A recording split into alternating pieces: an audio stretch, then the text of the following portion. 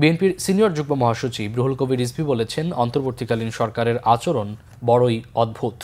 খুনের মামলার আসামিকে সাবেক রাষ্ট্রপতি এয়ারপোর্ট দিয়ে চলে গেছেন, সেদিকে তাদের দৃষ্টি নেই, অথচ 15-16 বছর আগে গুম হওয়া সুমনের বাসায় অভিযান চালিয়েছে তারা।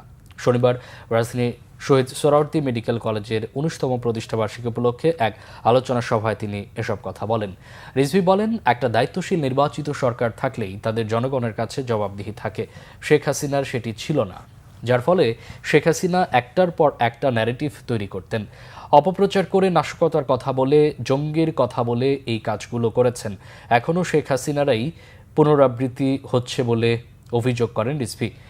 বলেন, সরকার শুধু বলছে আগে সংস্কার হোক, তারপর নির্বাচন। অন্তর্বর্তীকালীন সরকার নির্বাচনের তারিখ ঘোষণা করতে গড়িমসি করছে অভিযোগ করে বিএনপির সিনিয়র যুগ্ম মহাসচিব বলেন, এটা নিয়ে মানুষের মধ্যে এক ধরনের সংশয় তৈরি হয়েছে।